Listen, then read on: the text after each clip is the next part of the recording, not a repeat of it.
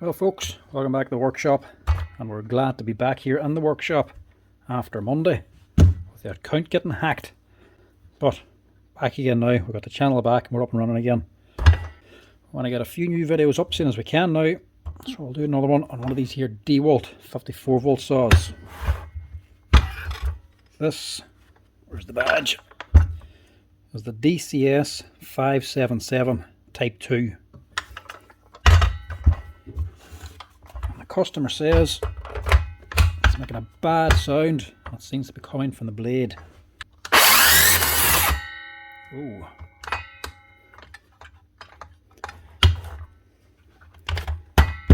Definitely not a good sound.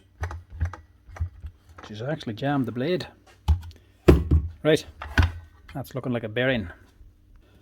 Not the easy of things to fix because there's a fair bit of stripping down involved in it. But it can be done. As long as the motor actually still works, it should be salvageable. The front bearing in here is probably collapsed and needs to be replaced. But we have to strip down most of the saw to get on to change that. First off, get the blade off her.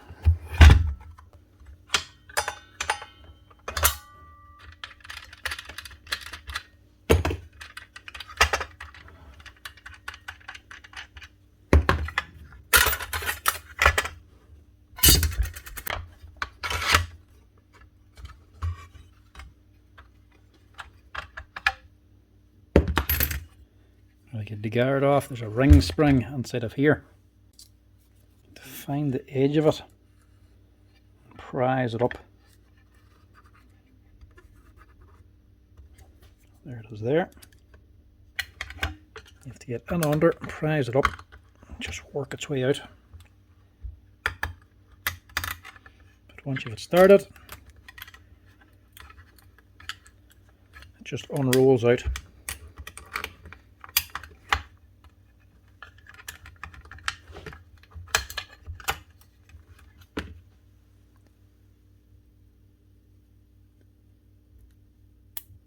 That's it. That out. Take off your blade, guard, and the spring.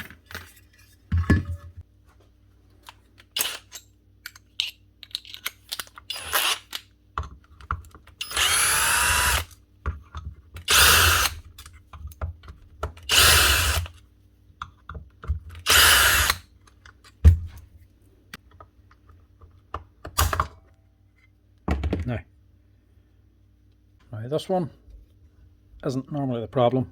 It can go as well, but doesn't normally. Actually the one here in the armature that normally goes first. That one's a little slack, but I think it's okay. This is a little centering device. Centering the end of the shaft.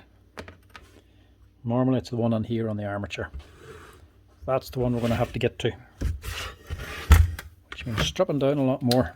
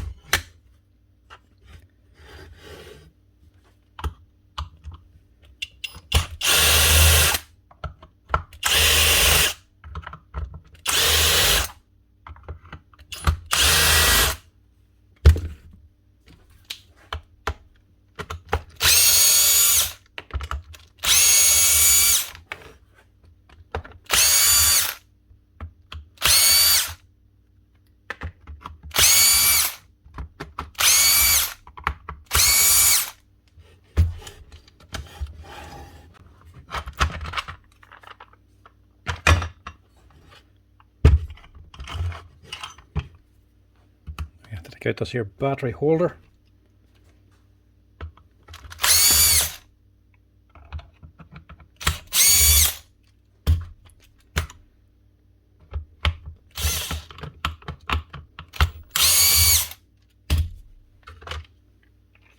Some 2/2, your battery contacts, and your controllers in it as well. Just make sure you catch the wee spring for your battery holder or the contacts.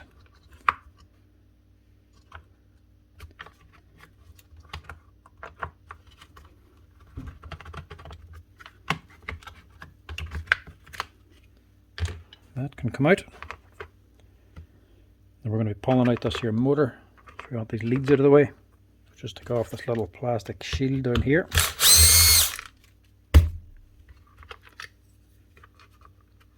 Just so we can lift the wires. Now we can take the motor out.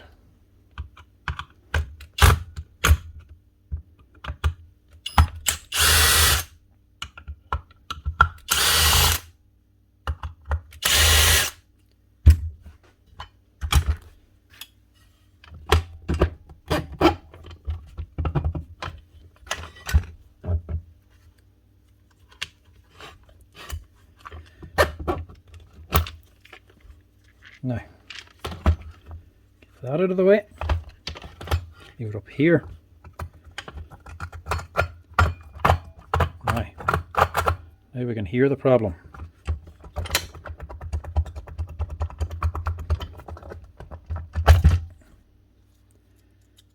And see it. This is the bad bearing. Top one on the armature. Bottom one doesn't give us much trouble. This one's pretty bog standard, just need to press it off. All this is just dirt from this bit of the gearbox. It's not bad because the bearing itself didn't collapse. It collapsed inside, but it hasn't actually broke through the seals yet. So there's no bits of debris inside of here, but we'll still wash that out just in case.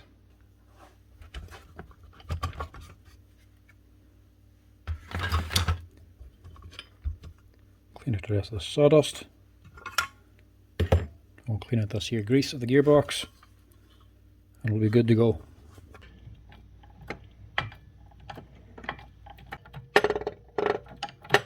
So as it comes out, the taco comes free.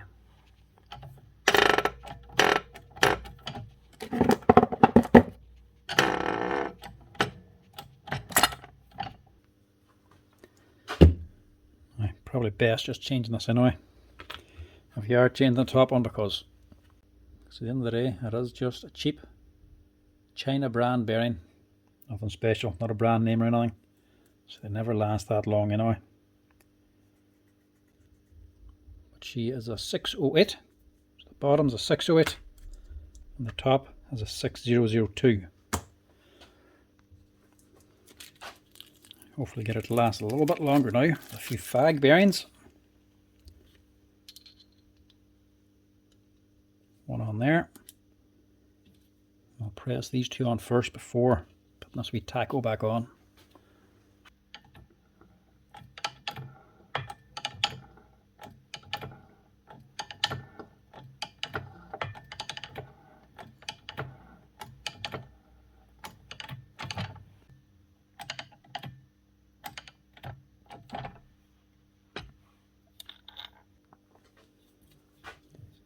And that's us, ready to go.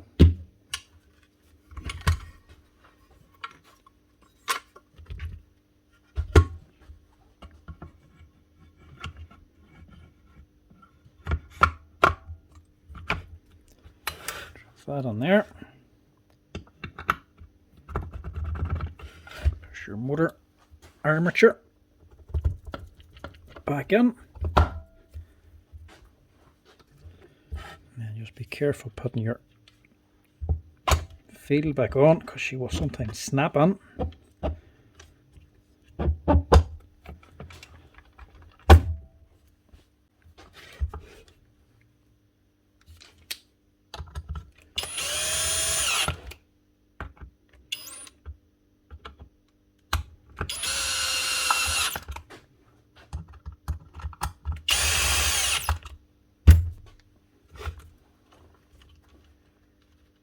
These wires tucked back down here.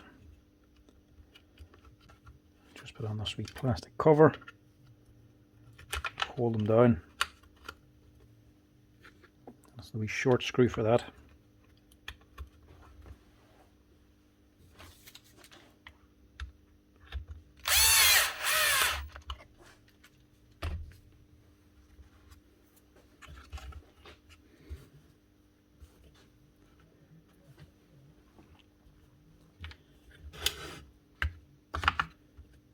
Yeah, it's just a matter of rebuilding everything else.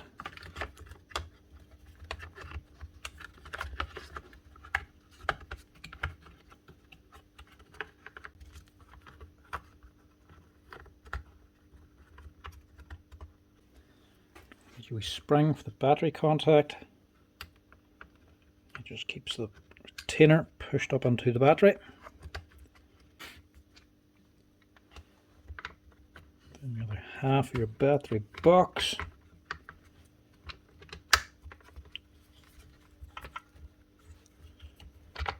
Make sure it goes onto the retainer correctly.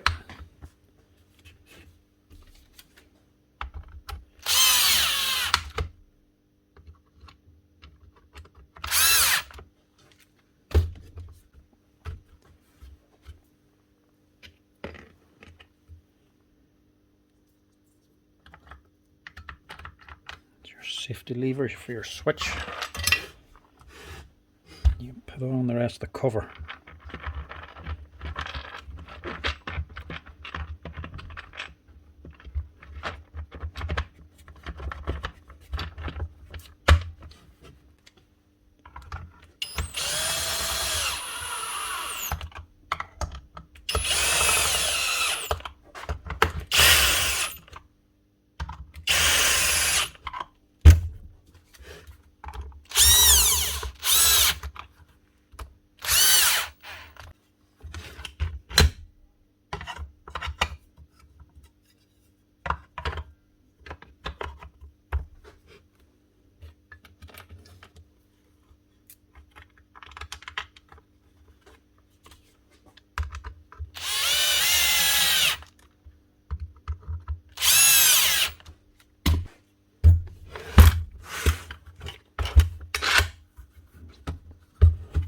Now, for the gearbox. Now this actually arrived just in time for me. Gear grease. I've actually been out of this the last few days. It's down to the last little test, which I used up this morning.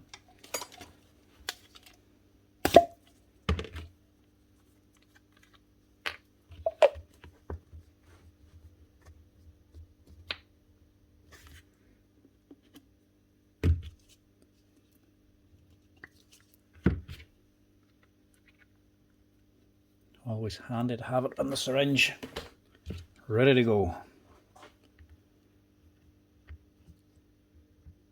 Now, these fag bearings, this should last a tad longer. Got a bit of stuff in there. Make sure there's stuff on the end.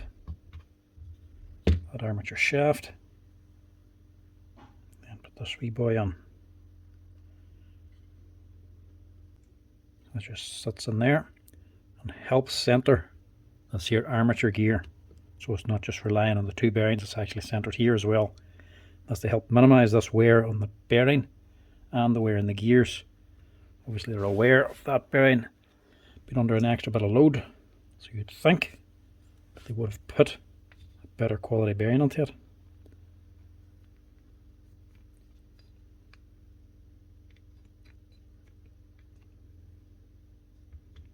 Bit of grease in there, but don't be filling her up.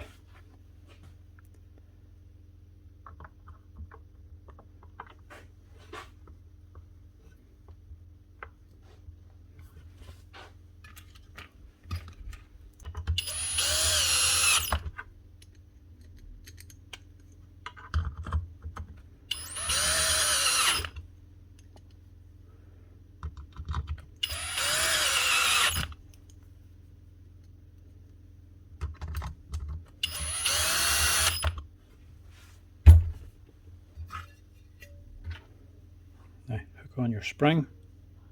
Hook side goes on the guard itself.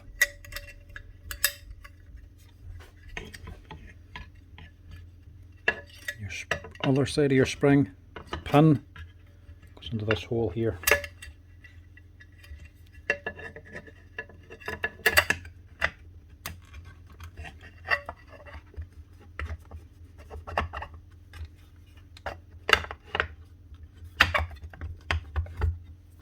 Now, it won't go on first time for you. It'll look like it's on, but it won't be down fully. You'll not have a big enough gap down here to get your ring spring on again.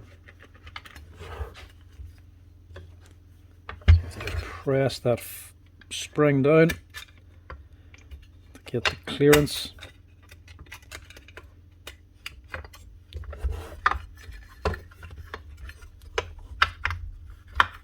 That goes in the full way.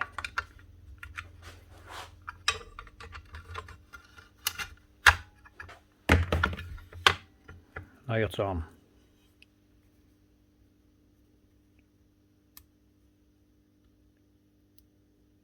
You can take one little edge of your spring, your ring spring, drop it in, and then just slowly lift it up without bending it. And start walking it in. Might have to use a screwdriver because it is quite a big one. It takes quite a bit of force to press it down.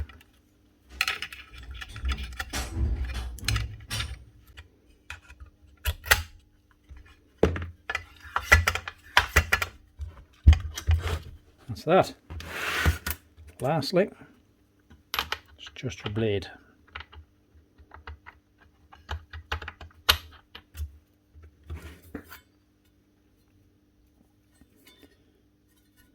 Now I know the bearing might have been gone, but having a blade in this kind of state is not going to help anything. So there's a full tooth.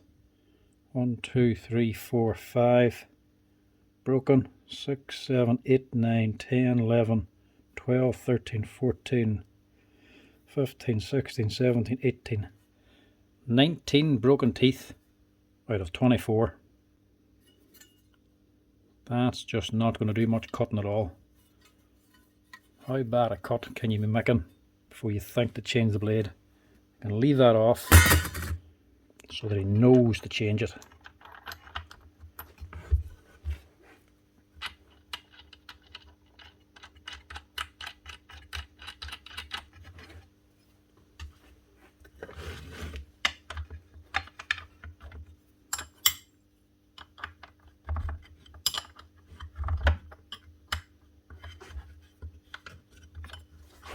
Tighten her up.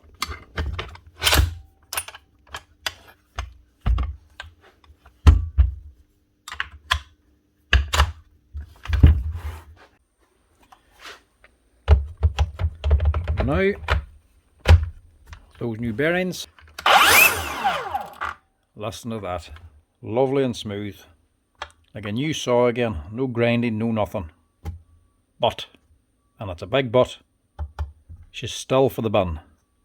This here was an absolute waste of time.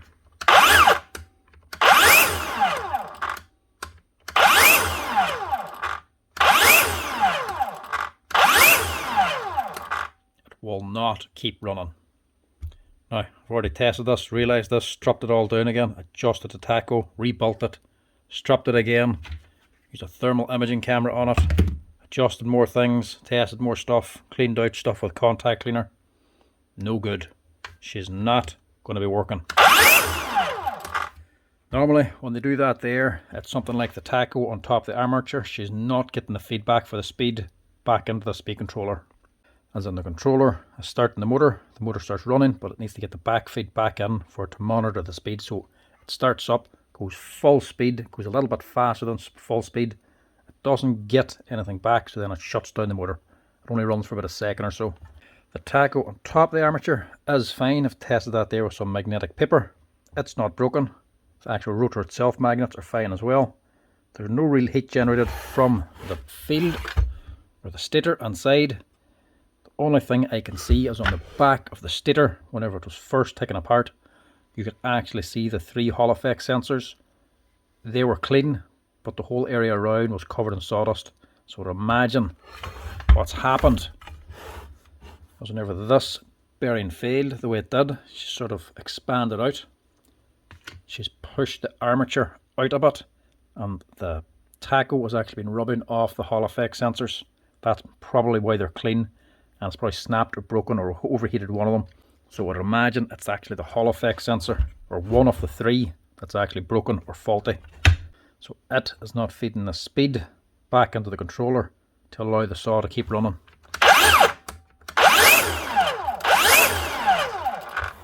And it's not a resistance problem, because I'm able to turn the actual spindle by hand.